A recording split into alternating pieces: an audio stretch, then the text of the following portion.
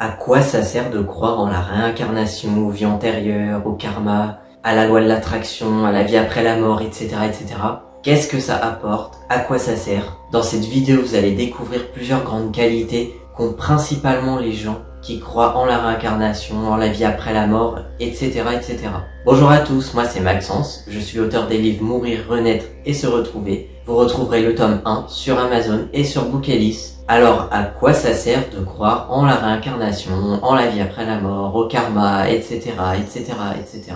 Parce que ça, c'est une question qui peut être posée par les jeunes âmes. Ouais, à quoi ça sert, à quoi ça te sert, à quoi ça t'apporte, qu'est-ce que ça t'apporte? Et des fois, on sent que c'est pas très bienveillant, quoi, parce que elles ne peuvent pas comprendre. Elles en sont pas encore là, donc elles peuvent pas comprendre. Bon, après, je fais une petite aparté, c'est pas, par exemple, parce qu'on pratique ou qu'on croit à la loi de l'attraction, qu'on croit forcément à la réincarnation. Mais, moi, généralement, j'ai remarqué que, souvent, ça va ensemble. Alors, première grande qualité, là, ça va être global. Je vais pas faire sujet par sujet, on va dire, c'est un ensemble. Parce que comme je vous ai dit, forcément, ceux qui croient en la réincarnation, ils croient quand même en une vie après la mort, et puis en même temps au karma, la loi des sommeils et des récoltes, tout ça, quoi. Donc je vais vous citer les qualités qui me viennent en tête. Je vais pas faire sujet par sujet. Et on détaillera un petit peu après, par qualité. Donc la première qualité qui me vient en tête, c'est la tolérance. J'ai remarqué que souvent les gens qui croient en la réincarnation ont tendance à être plus tolérants que les autres. Parce que déjà, souvent les personnes qui croient en la réincarnation sont souvent ceux qui ont des croyances libres. Qui vont pas, par exemple, si, imaginons leurs parents les élèvent dans la religion, ils vont peut-être y croire et ne rien remettre en question quand ils sont enfants, mais quand ils vont grandir, ils vont remettre en question, ils vont vraiment garder que ce qui leur parle vraiment, ils vont pas appliquer comme ça, sans savoir et sans réfléchir. Et donc ces gens-là ont conscience que, forcément, on a eu des vies antérieures avant. On a pu être n'importe qui. Déjà, ces personnes, si elles en sont là, c'est qu'elles ont acquis pas mal d'expériences. Elles ont dû vivre pas mal de vies et elles ont acquis pas mal d'expériences, dont celle de la tolérance. Parce qu'elles savent que le principal, c'est d'être dans l'amour et d'accepter autrui, peu importe comment il est, peu importe ce qu'il aime, peu importe ses choix de vie. Donc ce sont des personnes qui acceptent tout le monde. C'est vrai que quand on devient une vieille âme, on a du mal à comprendre ceux qui ne croient pas en la réincarnation. Parce que pour nous, ça me paraît tellement logique, c'est tellement inné, quoi. Mais on accepte et il n'y a aucun problème et on peut discuter avec d'autres gens, on peut partager nos points de vue en toute bienveillance et on accepte que on respecte les différentes personnes là où ils en sont, comme on respecterait autant un petit élève de CP qu'un élève de seconde. C'est exactement pareil. Donc voilà, première qualité, la tolérance. Et c'est vraiment sur tous les sujets. Homosexualité, couleur de peau, croyances, tout.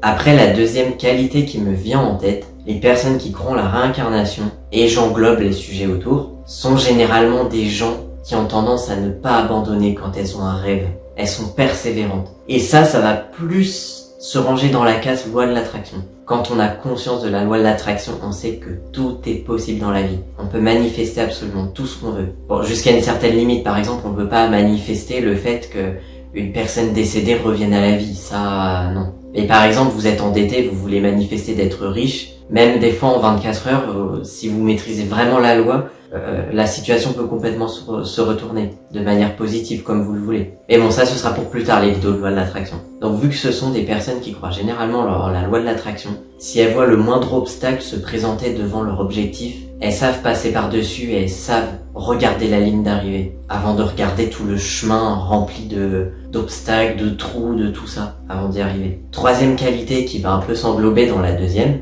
c'est que les personnes qui croient en la réincarnation et ce qui va autour sont généralement des personnes qui ont tendance à se regarder eux-mêmes avant. Je m'explique. Quand il y a quelque chose qui va pas dans leur vie, elles vont pas aller immédiatement rejeter la faute sur l'autre. Elles vont même, pour certaines, pas du tout le faire. Elles vont se regarder elles-mêmes, elles savent que tout dépend d'elles. Et c'est pour ça que je dis que ça fait un peu partie aussi de la deuxième qualité. Ça va être surtout pour ceux qui croient en la loi de l'attraction et ou qui la pratiquent. C'est-à-dire, elles savent que tout dépend d'elles, qu'elles peuvent faire tourner la situation à leur avantage, alors plutôt que de se plaindre et de dire c'est la faute du hasard, c'est pas de ma faute, ou tout le monde est contre moi, ou la terre entièrement veut, ou autre quoi, et elles restent concentrées sur leur vie, elles restent concentrées sur leur objectif. Elles savent que tout dépend d'elles, et que si elles veulent changer les choses, faut d'abord qu'elles se changent elles-mêmes. Quatrième qualité, les personnes qui croient en la réincarnation et ce qui va autour sont généralement des gens qui vivent dans l'amour. ils sont dans l'amour. Ils vont pas chercher la petite bête avec d'autres personnes. Ils vont pas les provoquer un conflit comme ça pour rien parce que déjà ils détestent les conflits. Et puis en plus, s'ils ont affaire à une personne qui leur fait du mal,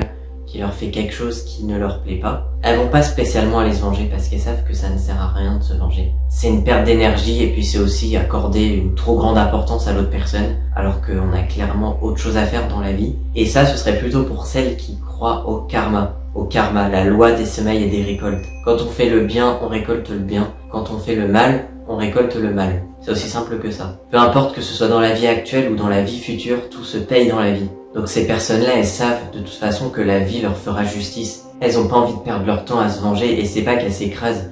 Des fois, oui, elles vont peut-être réagir sur le moment et il y en a peut-être d'autres qui vont laisser couler puisqu'elles savent de toute façon que tout se paye dans la vie. Elles ont rien à se reprocher. C'est l'autre qu'à chercher, donc pourquoi est-ce qu'elles iraient se prendre la tête? Et si tous les gens réagiraient comme ça, il y aurait plus de conflits sur Terre et le problème se réglerait. Il y aurait plus de guerre et donc plus de morts et on vivrait déjà beaucoup mieux. Et dans cette quatrième qualité, on peut aussi englober le fait que ce sont des personnes qui essayent d'être bien avec tout le monde forcément, qui ne feraient pas à autrui ce qu'elles aimeraient pas qu'on leur fasse. Enfin, vous aurez compris, ce sont des personnes qui réfléchissent avant d'agir. Cinquième qualité, ce sont des gens qui ne jugeront pas. Ça revient un petit peu avec ce que je disais dans la tolérance. C'est-à-dire pendant une conversation, on peut vraiment parler de tout avec ces personnes, parce qu'elles jugeront pas, elles écouteront. Et même si ça peut être des sujets qui peuvent les énerver, elles ne s'emporteront pas. Elles pourront en discuter tranquillement avec la personne, ou elles peuvent accepter que la personne, elle en soit là, qu'elle aime ça, alors que c'est malsain, ça fait du mal à autrui par exemple. Sixième qualité, les gens qui croient en la réincarnation et ce qui tourne autour sont généralement des personnes qui veulent travailler sur elles. Donc c'est-à-dire, elles savent que le but de la vie, c'est l'évolution, le but de l'âme. Elles veulent travailler sur elles, donc elles sont prêtes à accepter les critiques. Elles vont pas s'emporter quand quelqu'un leur fait une critique, à condition que ce soit quand même dit de façon bienveillante. Mais elles savent que c'est pas pour les nuire, que ce soit sur le monde du travail ou ailleurs. Elles s'en servent même pour s'améliorer, donc je dis pas qu'elles prennent ça par plaisir. Ça fait jamais plaisir de se recevoir une remarque, mais elles s'en servent.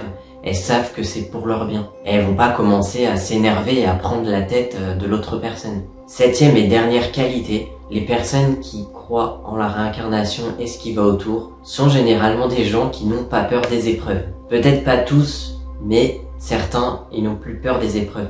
Les épreuves de la vie. Comme une rupture amoureuse, le décès d'un proche, le fait qu'elles soient victimes d'une arnaque, etc., etc. Et il arrive un moment où elles en ont plus peur. Elles sont conscientes que le moment à passer est difficile, mais elles se rendent compte à quel point cette épreuve a été salutaire pour elles.